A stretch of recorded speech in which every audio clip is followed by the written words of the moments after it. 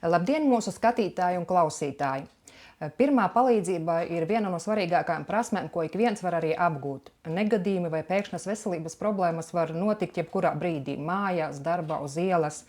Zinām, ka tieši pirmajās minūtēs līdz mediķu ierašanās brīdim cilvēka rīcība var būt arī izšķiroša.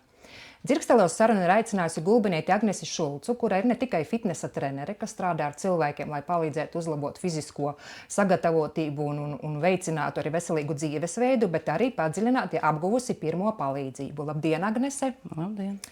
Šoreiz ar Agnesi runāsim, kā pareizi rīkoties ārkārtas situācijās, kādas ir biežāk pieļautās kļūdas un kā pārvarēt bailes palīdzēt.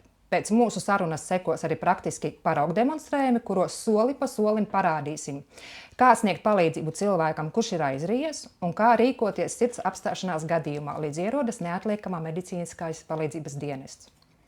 Agnese, kāpēc ir svarīgi, lai pirmās palīdzības pamatus zinātu ik viens, ne tikai mediķi? Pirmā palīdzība kāpēc būtu vajadzīga katram cilvēkam? Tāpēc, ka nelaime notiek neaicināta, un viņi var notikt jebkurā laikā un jebkurā vietā.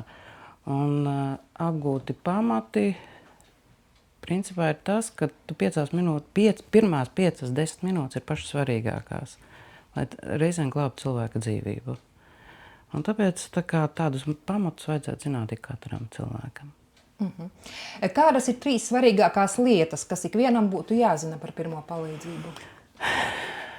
Tad, kad tu satiecies ar situāciju, kad ir kādam jāsniedz palīdzība, pirmais ir paša drošība. Tev ir jānovērtē situācija, un tu nevari iet palīgā cilvēkam, ja nav droša vide, jo tad jau būs 2 cietušie, un nebūs kas vairs palīdz. Tāpēc ir svarīgi parūpēties par savu drošību. Otrais ir novērtēt situāciju un nomierināties. Ļoti bieži vien cilvēki stresā nevar koncentrēties, nevar savākties. Nevar savākties, un rezultātā tad arī bīstās palīdzēt. Jā, tā baiļu pārvarēšana. Un ir visādi cilvēki, dažādi cilvēki, ne visādi. Ir tādi cilvēki, kas, teiksim, es pēc savas pieredzes varu padalīties. Ir cilvēki, kas sastingst stresā, jo adrenalīns ir tik augsts un kortizols ir tik augsts, cilvēks sastingst, viņš vienkārši nevar izdarīt. Vienkārši tā notiek. Tad ir otra tāda kategorija cilvēki, kas ir varbūt gatavi palīdzēt, bet viņiem tā aizmiglojas prāts, ka viņi nevar sakarīgi domāt. Un tad ir tāda trešā, tas, tā kā es, piemēram, es to esmu pārliecinājusies arī savā dzīvē, kad tajā brīdī, kad pienāk tā situācija, man liekas, ka man ieslēdz kaut kāds sastais prāts, un es daru bez emocijām. Vienkārši daru, ko zinu. Un rezultātā stress nāk pēc tam. Tā gan ir sākās šitais te. Bet uz to brīdi kaut kā tas ķermenis mobilizējas, tu izdari, un pēc tam ir tikai stress. Un ir cilvēki, tiešām, kas pašas pieredzē. Mēs bijām klātesoši 2 cilvēki, viena dāma sastinga, viss, un beigās bija tā, ka viņai bija jāsaka, varbūt, kad ej maliņā, jo man ir 2 rokas, 2 cilvēkiem palīdzēt nevarēšu. Viņam vienkārši nevarēja pakustēties. Un ne jau tāpēc, ka viņa būtu sliktāk vai labāk par kādu citu, vienkārši tā notiek, tāda ķermeņa reakcija. Tad tev arī bijuši tādi gadījumi dzīvē, kad tev ir bijis nepieciešams sniegt šo pirmo palīdzību. Kā tev tas ir izdevies? Jā, ir diemžēl bijis un vairāk kārt, bet viens tāds ļoti tāds pavisam nopietns, kur diemžēl neizdevās cilvēkam palīdzēt, darot visu iespējamo tajā brīdī, tajā vietā, tajā situācijā, tika veikta atdzīvināšana, tika veikta elpināšana, bet tāpat cilvēku neizdevās glābt.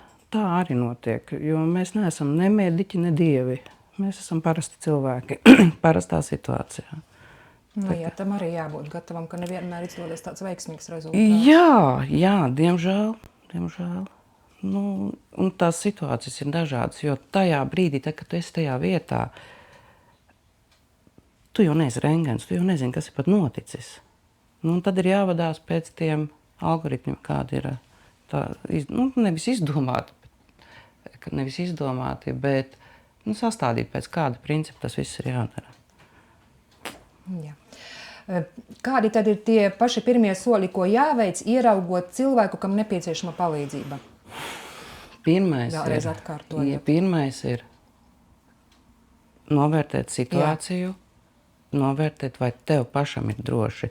Ugunsgrēkā taču neskries iekšā degošā mājā. Vai ar elektrību, ja cilvēks ir ar elektrību dabūjis, tev ir jānovērš tas elektrības piegāde. Vai slīkstošs cilvēks, ja tu neesi pārliecināts par saviem spēkiem, nemetīsies ūdenī. Tur ir pašam arī jāapzinās, cik tas ir jaudīgs. Otrais ir tieši konkrēti cietušo novērtēt. Kādā stāvoklī, ja ir stipra asiņošana, ir neelpošana, jārīkojas ātri. Ja tur ir tādas mazākas traumas, protams, tad arī jārīkojas, bet ja ir stipra asiņošana un neelpo cilvēks, tur zibenīgi jārīkojas. Kādas ir visbiežāk pieļautās kļūdas sniedzot pirmo palīdzību? Ko parasti cilvēki, kur nokļūdās? Vislielākā kļūda ir nedarīt neko. Tā ir vislielākā kļūda. Ja īsti pats neesi pārliecināts, ko darīt, zvani ātrai palīdzībai, neatliekamai palīdzībai un dispečera vadībā rīkojies. Tiešām mēs neesam neviens, mēs neesam mediķi. Pirmā palīdzība, mēs neesam mediķi. Ir pirmais, ja neesi pārliecināts, zvani neatliekam un dispečera vadībā izpildi visas darbības. Galvenais neesi vienaldzīgs, ja nepalikt vienaldzīgam. Jā, tieši tā. Pirmais ir nenobīties palīdzēt. Vienalga, ej klāt cilvēkam, papriekš pārliecinies par savu drošību, protams. Ej klāt cilvēkam, novērtē situāciju, saproti, kad tu esi tagad vienīgais, kas viņam var palīdzēt, un rīkojies. Visgrūtāk ir tad, kad ir ar savējiem, ar saviem līdzcilvēkiem, saviem mīļajiem, jo tur pieslēdzas emocijas, un tad emocijas nobloķē veselo saprātu. Man tā arī ir bijis, kad... Un ko darīt? Ko darīt? Dari arī, ko vari, bet principā ir tā, ja tiešām, ja kāds no savējiem cieš, kāpēc ārsti neoperē savus bērnus, teiksim? Tāpēc, kad viņiem klātesošas ir emocijas. Un emocijas nobloķē veselo saprātu. Ir bijis tā, ka pašai personīgi tur dēls, piemēram, tur ļoti, ļoti kāju sasit, tur redzi, tur ir daudz asiņu. Pirmā reakcija ir, viss ir slikti. Izej sekundārā, līdz 10 aizskait, nāc atpakaļ, pieslēdz smadzenes un darbojies. Tā ir bijis, jā. Kā saprast, ka situācija ir kritiska un tiešām nekavējoties jāizsauc neatliekama medicīniskā palīdzība? Kā minēju, tās ir sirds apstāšanās. Jā. Sirds apstāšanās var būt slīkšanas gadījumā. To mēs nezinām. Ja sirds ir apstājusies, jārīkojas nekavējoties. Pirmās minūtes ir pašas svarīgākās. Un pie lielas asiņošanas. Tās ir divas funkcijas, kas atņem dzīvību ātri.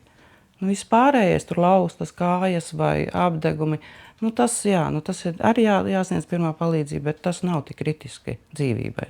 Un ko tad darīt? Ja tomēr cilvēks nav pārliecināts par savām zināšanām. Viņš grib palīdzēt, bet pārliecināts viņš nav.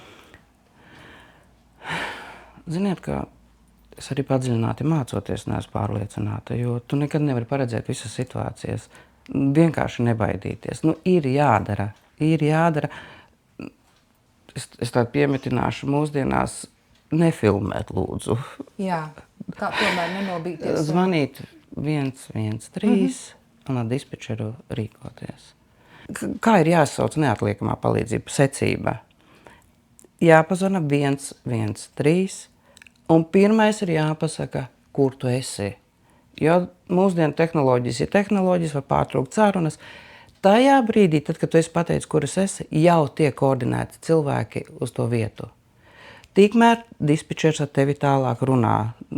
Kas ir pirmais ir, kur tu esi, kas ir noticis, cik cietušo, ja ir iespējams vecumu, un vai elpo, vai šīs Savs telefona numurs, ja gadījumā sakari pārtrūks, lai var tev atzvanīt.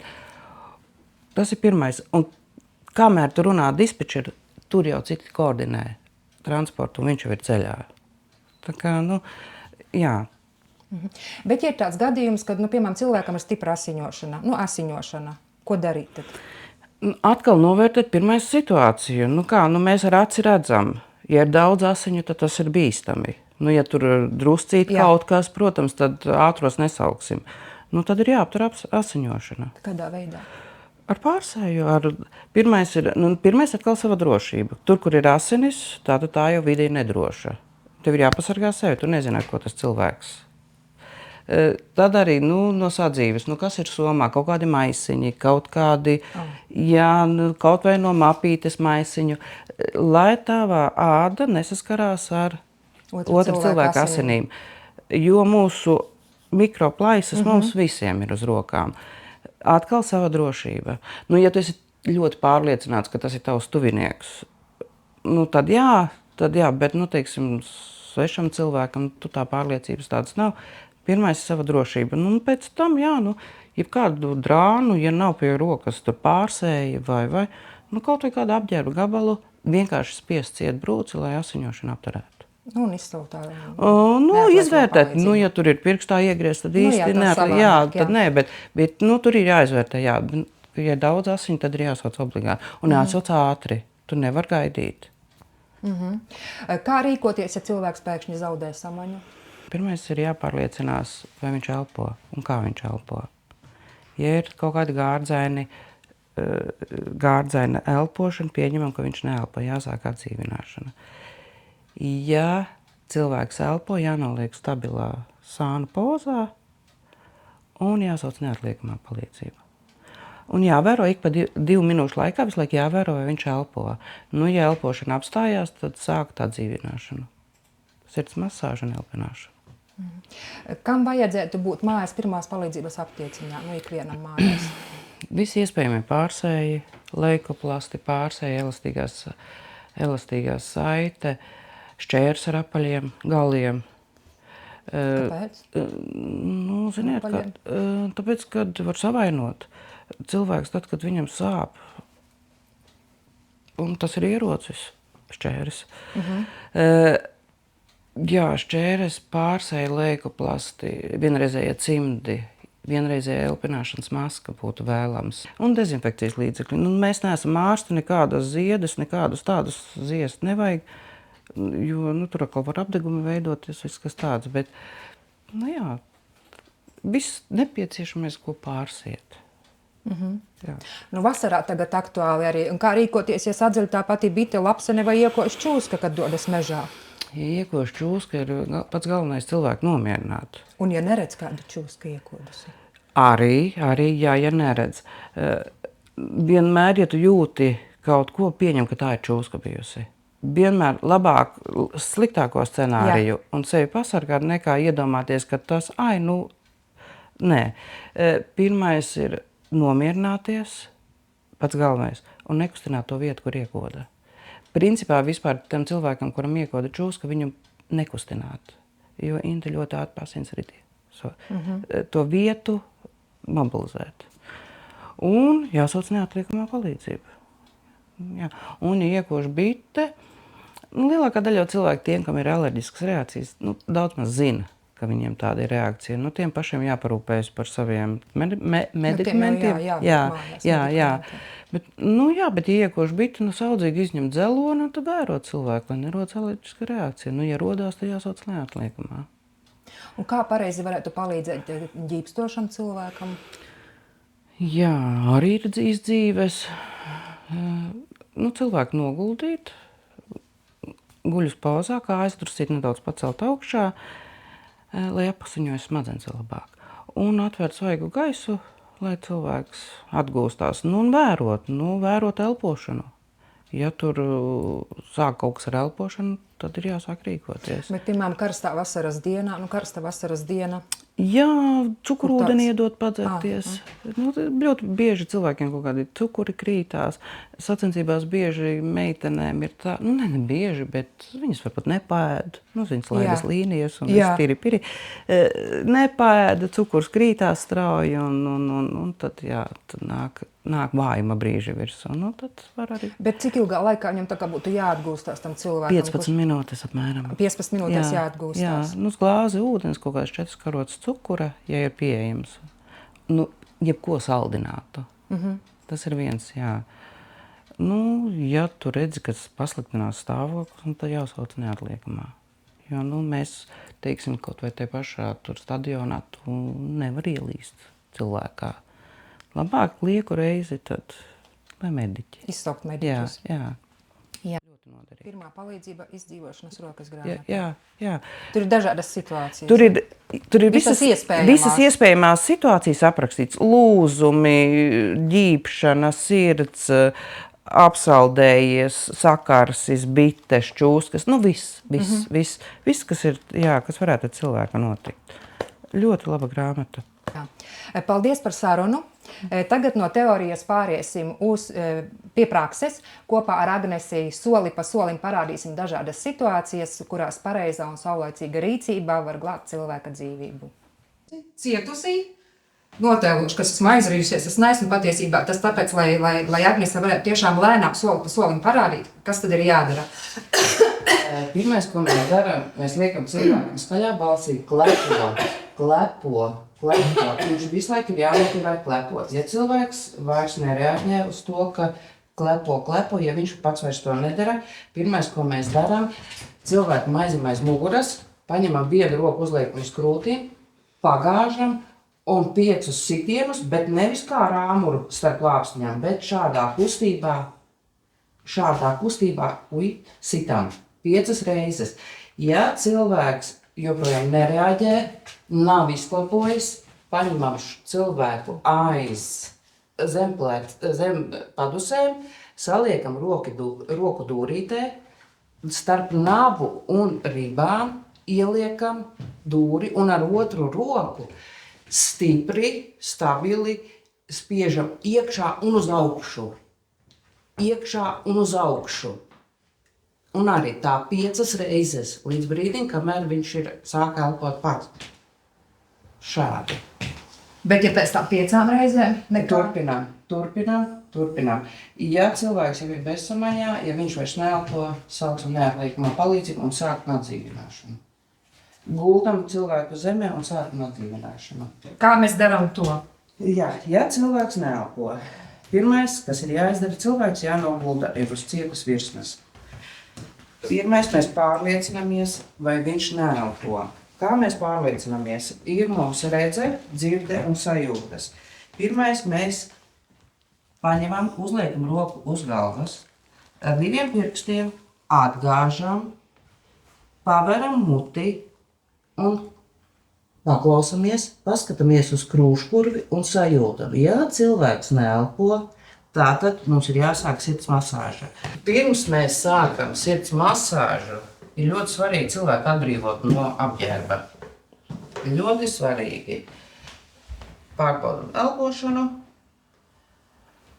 un visu šīs 3 pārbaudam un sākam sirds masāžu. Cilvēku ķermenis sagalam vidus, krūškurvja vidus, šeit vidus, starp krūtīm. Šo spilventiņu, tā ir visspēcīgākā daļa mūsu rokā. Uzliekam uz vietas, kur mēs uzskatām, kur ir vidus. Un, sataisam šādu pirkstu kombināciju, jo tas veido amortizāciju starp ķermeni un mūsu rokām. Jo mēs nevaram viņam kā rāmuru. Mums vajag amortizāciju. Pārliecamies pāri cilvēkam, lai visa plecu daļa, jo ar pleciem arī jāstrādā. Un aiziet. Pirkstus taisni, šādi. Un 30 reizes. 1, 2, 3, 4, 5, 6, 7, 8, 9, 7, 8, 9, 30. 2 ielpas. Atgāžam galvu. atveram muti, aizspiežam degunu un ar savām lūpām atveram cietušā muti un 2 ielpas. Paskatāmies, turpinām. Atkal 30 līdz brīdim, ja cilvēks sāk elpot, mēs to varam pārstāvt un cilvēku apguldīt stabilajā sāna pozā. Bet turpinām šīs kustības līdz brīdim, kamēr ierodās mediķi. Ja cietušais nav tuvinieks, teiksim, ja tu viņam uzticies, elpināt ar muti no mutes var to nedarīt, bet tad mēs veicam tikai sirds masāžu no 100 līdz 120 reizēm minūtē. Tas ir ļoti grūti īstenībā. Kāpēc ir rokam ķermenim jābūt taisnam? Tāpēc, ka ja mēs darīsim šādi, mums nepietiks rokām spēka. Tā mēs tikai to darām ar rokām. Ja mēs darām šādi, jau uzsveramies, mēs darām visu ķermeni. Tas ir ļoti fiziski grūti.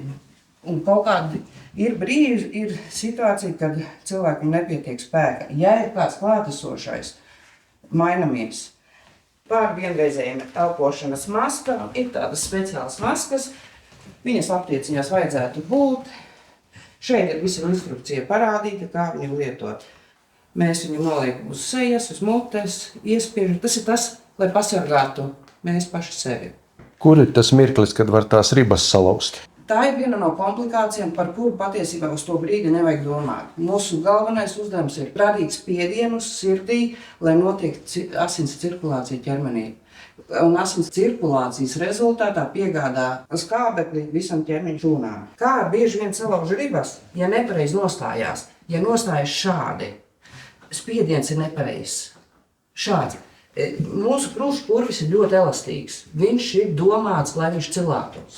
Tāpēc ir jānoliek tieši pa vidu un jāspiež. Šī vieta cilvēkam ir ļoti elastīga. Viņa padodās. Jāspiež ir līdz 5-6 cm dziļumā. Tas ir diezgan dziļi, lai stimulētu sirdi. Šādi. Ja, es parādīšu, varbūt vienu no sānu pozu, kas ir ļoti svarīgi. Jā. Bet man vajag cilvēku. Tas ir, ja cilvēks ir noģībis, ja viņš elpo un jāgaida mediķi. Viņa nedrīkst atstāt uz muguras, jo viņš var aizrieties. Mēs pagriežam cilvēku stabilā sānu pozā. Viena roka, kas ir tuvāk ķermenim, noliekam 90 grādu leņķī. Otru roku cilvēkam sagriežam pie sejas. Šādi. Saliecam tālāko kāju un žikt cilvēks ir sānu pozā, paceļam galvu, lai atbrīvot elpadus, roka ir apakšā, lai stabilizētu galvu un kāju izvirzam. Saliektu šādi te un šādi gaidam neatliekamā palīdzību un vērojam, vai cilvēks elpo. Tagad vēl Agnese parādīs vēl vienu demonstrējumu, kad, ja cilvēks mājās ir viens un aizrījies, ja nav kas palīdz, ko tad darīt, kā rīkoties, ja esi viens?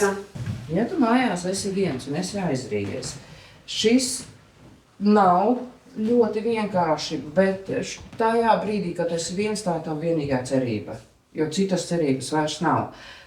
Ka mēs esam aizrījušies un mums starp nāpu un krūtīm, starp ribām ir jātrāpa uz beņķa.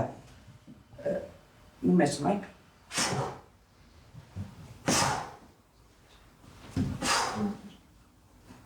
Šādi.